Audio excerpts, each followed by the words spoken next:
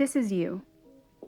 Recently, you've been experiencing depression, fatigue, brain fog, GI issues, joint pain, and eczema. So you decide to go to your general practitioner, who talks to you about your history and symptoms, takes some blood tests, makes some diagnoses, and treats you with medication. And while this does seem like one solution to the problem, you can't help but wonder if there may be a root cause that's leading to all of these issues. You remember one of your friends talking about functional medicine, so you decide to make an appointment where you find that you discuss your detailed medical history, you have a conversation about your symptoms, the doctor orders some tests if necessary, and then you talk about a plan moving forward where you address your diet, lifestyle, add supplementation, and probiotics. At your appointment, your functional medicine practitioner talked to you about leaky gut. They explained that within your gut, there's a single cell layer that's responsible for filtering and absorbing nutrients from your food. They act as sort of a guard for your body, a first-line defense against any infections that you might be getting from your diet.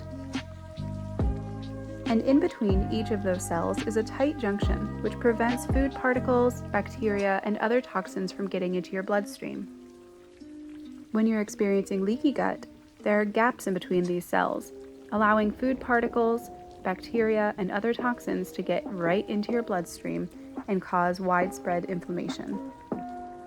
When experienced over time, this inflammation from leaky gut can lead to many issues, including food sensitivities, chronic disease, and full body symptoms like fatigue or joint pain. Interestingly enough, case studies and anecdotal evidence suggests that patients who treat leaky gut often find that their symptoms disappear within months of starting treatment.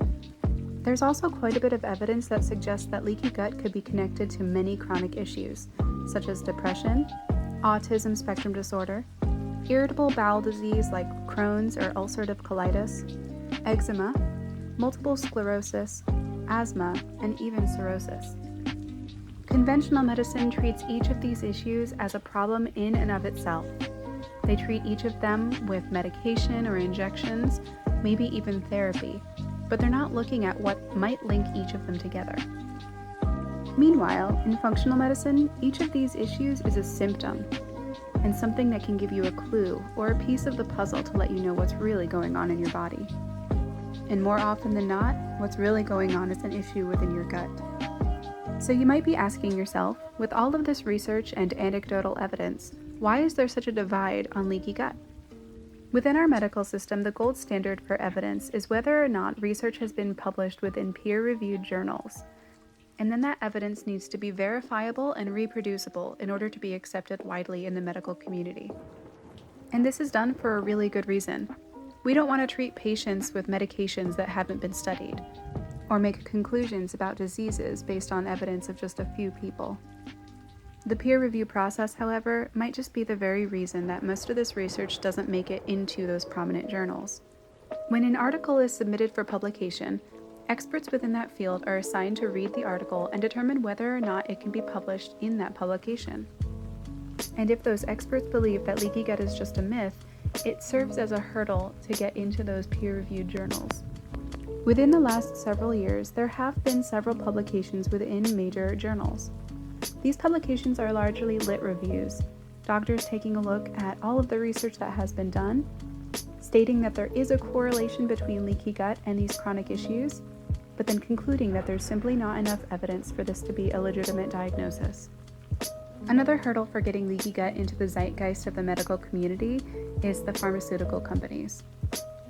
Much of the research that has been done these days is funded by these pharmaceutical companies, and they have more to make as far as money goes by giving people pills than they do by telling people to have a healthy diet, to use probiotics, or to reduce their stress levels.